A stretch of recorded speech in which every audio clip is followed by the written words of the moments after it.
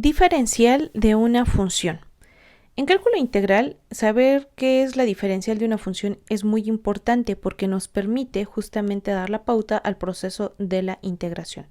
Para poder definir qué es una diferencial, vamos a partir de la premisa que tenemos una función, en este caso llamada función primitiva, a la cual vamos a derivar. Entonces, derivada de la función con respecto a x. ¿Por qué con respecto a x? Según esta expresión, nos está indicando que la variable independiente es x. Entonces nosotros vamos a derivar con respecto a la variable independiente, que en este caso es x. ¿Por qué? Porque esto se lee como función con respecto a x o función de x. Entonces, regresando a la derivada, vamos a derivar entonces con respecto a x 3x al cuadrado más 6.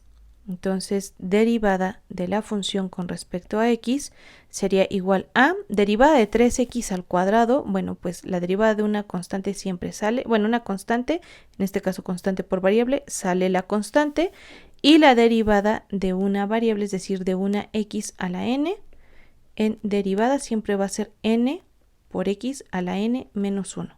Entonces vamos a tener x, ¿ok? Bueno, previamente va a bajar ese 2, entonces vamos a tener 3 por 2x. Y la derivada de 6, que es una constante, bueno, pues va a ser 0. La derivada de una constante siempre va a ser 0, siempre. Entonces, aquí lo único que tenemos que hacer es, pues, acomodar. 3 por 2 sería 6x. La derivada de esta función, de la función primitiva de 3x al cuadrado más 6, es en este caso solo 6x, pero esa es la derivada. Si nosotros queremos realmente obtener la diferencial, lo que vamos a hacer a continuación es multiplicar de este lado a dx. ¿Por qué? Porque lo quiero quitar de la parte de abajo. Entonces, si en la parte de abajo está dividiendo, lo quito con operación inversa, que en este caso es una multiplicación. Pero como es una igualdad y ya afecté del lado izquierdo, también lo tengo que hacer del lado derecho. Entonces, esto también se multiplica por dx. Quedamos que esto lo hicimos para que estos dos se simplificaran, de modo que la expresión que vamos a obtener a continuación es diferencial de la función va a ser igual a 6x, que es el resultado de la derivada de la función por dx. Esta sería entonces el diferencial o la expresión del diferencial de la función que encontramos acá arriba. Para poder decir entonces cuál es el concepto de la diferencial, diríamos que es la multiplicación o el producto de la derivada de la función, que en este caso es 6x, esto que obtuvimos aquí. Repito, multiplicación o producto entre la derivada de la función y el diferencial de la variable independiente. Recuerda, variable dependiente, que en este caso también puede ser expresada como y por convención, y diferencial de la variable independiente, que es lo que teníamos en la parte de acá abajito. Muy bien, ¿qué es otra cosa que debemos de tener presente en este sentido? Bueno, hay formas de expresar qué es un diferencial y varias de ellas son válidas, como por ejemplo puedes encontrar diferencial de y, es decir, la función en este caso puede ser y, es igual a, y podemos tener esto de aquí, ¿sale? Esto de aquí también sería válido, es una expresión válida para expresar un diferencial. ¿Por qué? Porque sabemos que estos se simplifican, entonces esto sería diferencial de la función. También lo podemos encontrar de esta forma, ¿sale? El diferencial de la función también puede estar expresado de esta forma, f' de x, que va, por ejemplo, con lo que hicimos en este caso, ¿sale? Entonces esta expresión también sería válida. Y otra que también sería válida sería esta que tenemos aquí, diferencial de y es igual a y' por dx. Sabemos que también y' es una expresión equivalente a este que tenemos aquí y a este que tenemos acá. Entonces prácticamente las tres son válidas, depende del autor, depende del recurso que tú estés consultando. Solo lo que debes de recordar es que a esto le llamamos diferencial de la función, es siempre lo que está en la parte de arriba de la derivada, y a esto que está acá le vamos a llamar diferencial de la variable independiente.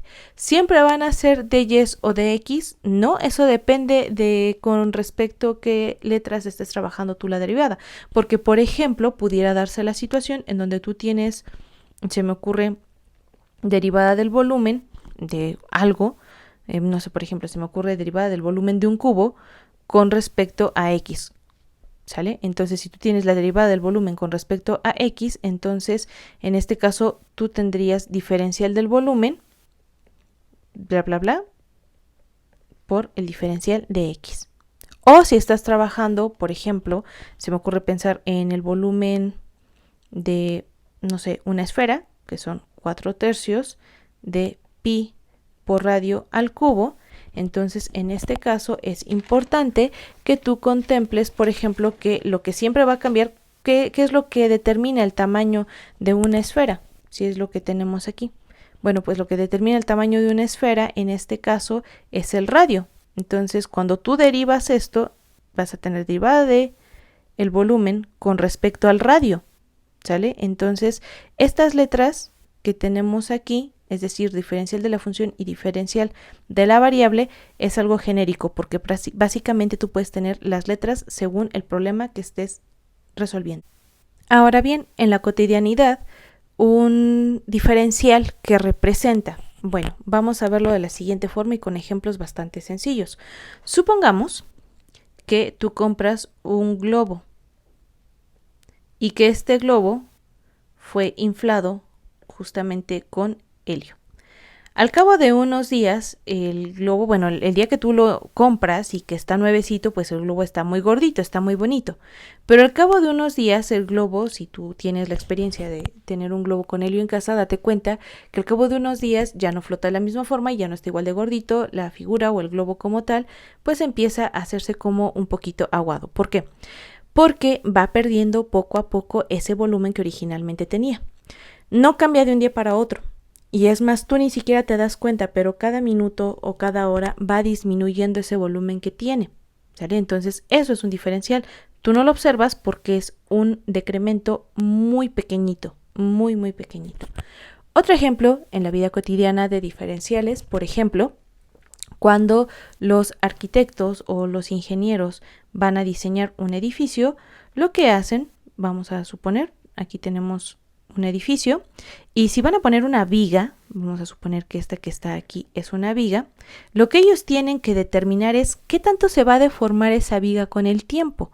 ¿Por qué? Porque obviamente aunque sea de acero, y sabemos que el acero es muy fuerte, pues de todos modos va a estar, vamos, bajo ciertas condiciones, por ejemplo, de calor, de movimiento, de desgaste. Entonces es importante saber, por ejemplo, si va a estar en un lugar muy cálido, qué tanto ese acero, a final de cuentas es metal, va, por ejemplo, a hacerse un poquito más grueso, es decir, que su volumen se haga mayor. Obviamente no lo vas a ver de una forma tan visible, pero eso no quiere decir que no suceda. Eso también es un diferencial en la vida cotidiana, un diferencial de cómo se va a expandir esa viga, que no va a ser mucho porque, insisto, no lo vas a notar. También, por ejemplo, en tu casa, las varillas, que también, pues a final de cuentas son metal, se expanden con el calor.